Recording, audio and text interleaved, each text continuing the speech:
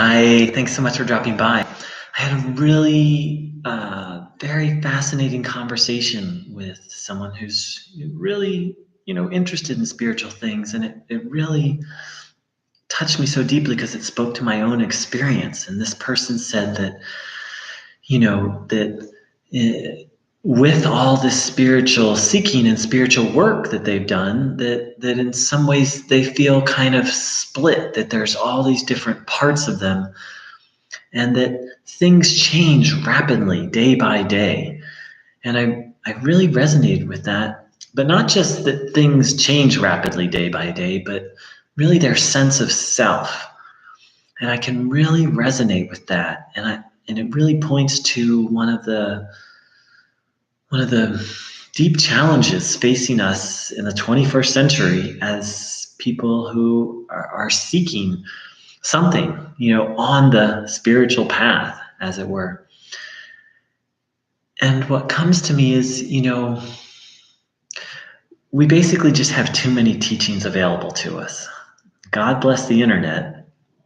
And thanks to the internet, we've got the law of attraction people telling us that, happiness comes through visioning what we want and then attracting it to us. And then we've got the Advaita Vedanta and the non-dual teachers telling us that happiness only comes, that happiness is our true nature, and that it's actually seeking happiness in things that's the cause of all our problems. And if we just recognize who and what we are, we'll be eternally happy. We've got, we've got the Tantra, the Tantra worldview, that all of this is literally the body of God, Goddess, and that embodied life is a gift, and to enjoy it and relish it and to awaken through the body. And then we've got A Course in Miracles telling us that all of this is a complete illusion that doesn't exist, and that seeking any kind of satisfaction or happiness through the body will bind us further. We've got the Taoists telling us to enjoy, relax, and go with the flow, that nature has its own wisdom, and if we just tap into that, the Tao, we can just flow with life. We've got the Buddhists telling us that life is suffering. Need I go on? So there's a lot of teachings out there. And to make matters worse, we have a lot of people, a lot of the teachers that we have access to via books, via YouTube, aren't bona fide masters. In the last 6 months alone, multiple teachers, it's been revealed, sex scandals, money scandals. And so, so we're getting watered down, as if having all these teachings wasn't such a problem. We're getting watered down teachings from teachers that aren't really the real deal. And I'm not saying that's the case for every teacher, but it's a lot of, I lived in the town of Santa Cruz, and they had a New Age bookstore, is what it was called. And talk about confusing and revealing. You walk into that, and you've got 10,000 different books telling you 10,000 different things. Not literally, there was a Hinduism section, and that, and then there was a channeling section.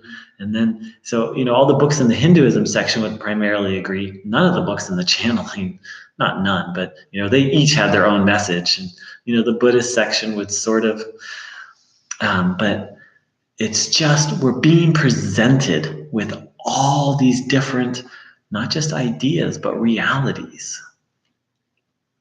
We're being presented with different realities, and it can be crazy making. I know from personal experience. And the last point to really reflect on is, a lot of the teachings that we're focused on come from a renunciate perspective. A lot of Hindu ideas, a lot of Buddhist ideas, and a lot of Christian ideas are based on the idea of renouncing the world, renouncing desire,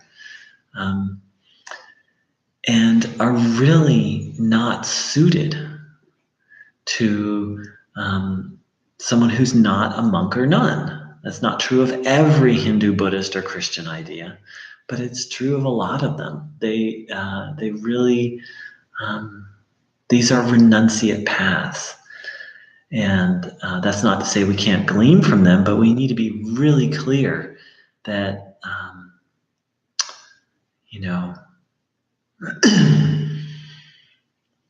a lot of these paths are based in the idea that seeking happiness in the world is what's making us miserable. And a lot of these paths, they don't always say it outright, but are calling for a radical rejection of the world and seeking anything in the world. So, what to do? What to do amidst this supermarket of different realities, teachers that aren't, enlightened, liberated beings, and what to do amidst these teachings that just many of which are just not healthy for someone living in the 21st century. So first and foremost,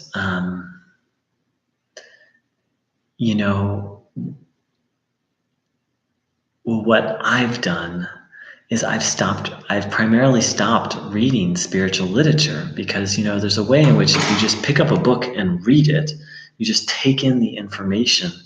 And so now what I'll do is I'll pick up a book and read a paragraph. And first of all, I get a mental understanding. Okay, what is this person saying? Before I'm even like, is that true or not true? To have a really clear, what is the message that's being conveyed here? Once I have a sense of the message, then I stop and reflect and tune in. How does that feel to me? How does that? And because, pretty much every spiritual or religious book is in essence saying this is the truth and this is the path. So we need to, I need to, and I think it's very important for anyone to really feel, how does this resonate with me? Because the other thing is, something can be true, but that doesn't mean it's appropriate for where you are on the path. That's one of the things I love about Hinduism is it points out that at different stages on one's spiritual journey, different things are appropriate and different things are inappropriate. What the most one of the most popular things we get from India today is Advaita Vedanta, non-duality.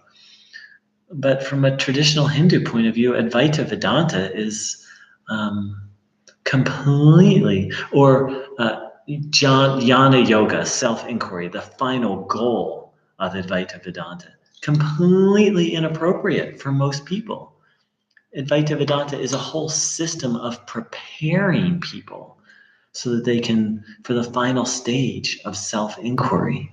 But that's not how it's taught in the West, because again, we're getting the watered down fast food and sadly commercial version of these teachings.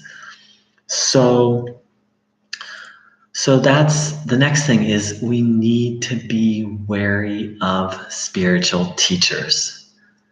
I've been around the block. I've sat with a lot of different teachers, and I've yet to find a being that really seems like a master. And I have literally traveled the world sitting with different teachers. My rule of thumb is if I can, if they have a book or they have a YouTube channel, they're probably not a master. And that's not to say we can't learn from But a lot of the teachers out here, it's become a business, and that's highly questionable. Highly questionable. Indian spiritual teacher Papaji, who many people have, reasonably well known, he wouldn't even accept donations. He said, the moment I start to accept donations, it'll corrupt the whole thing. So there's been scandal after scandal after scandal. Someone recently asked me, "Oh, what do you think about this teacher?"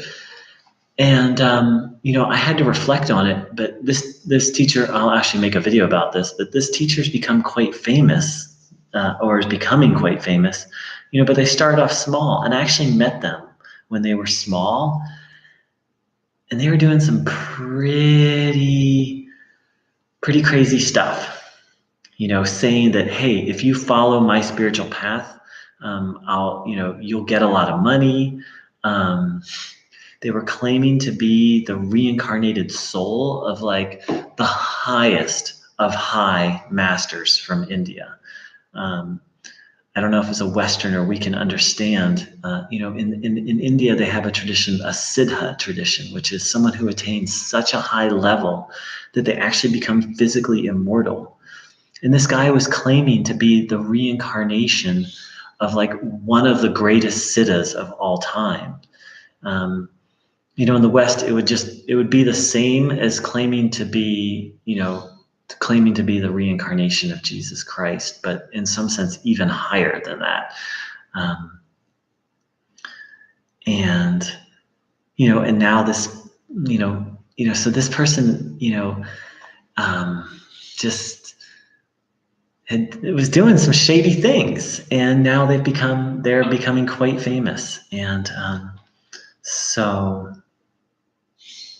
we need to be really wary. Now, I'm not saying that's mean all spiritual teachers are evil and that there's nothing we can learn from a spiritual teacher who's famous. And we need to keep in mind, the moment someone takes money for spiritual teaching, odds are what they're teaching is not going to lead to enlightenment. I would say very, very strong odds. That's not to say they can't help one along on the path, but it just doesn't work like that.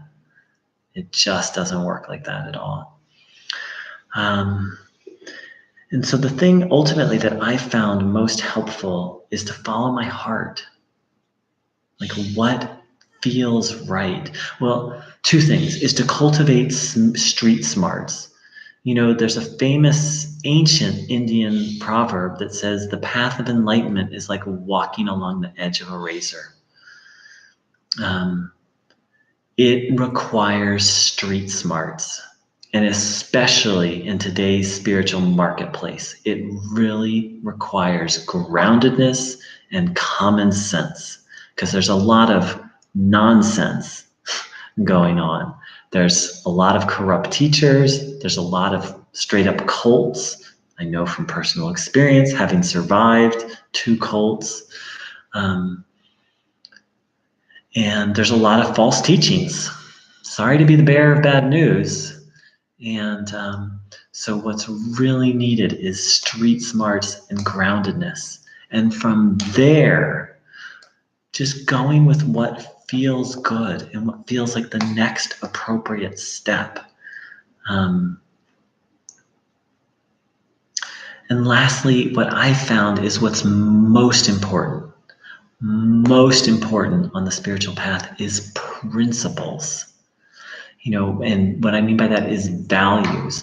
What are the values that speak to you and work for you? Through trial and error, I have found that, humility, faith, and really entrusting myself to the divine, that those are core spiritual values that really work for me and resonate for me. And so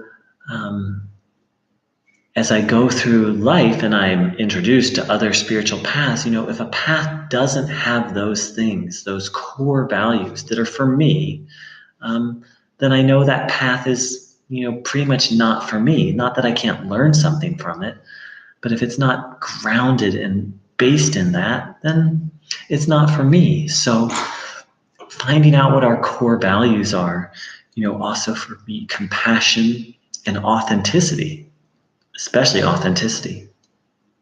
And there are just a lot of paths out there that are into spiritual bypass, that are into ignoring our human self.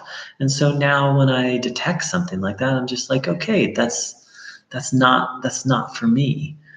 Not that I can't have a little bit of that, not that I can't be nourished by that a little bit, but we have to find out what works for us.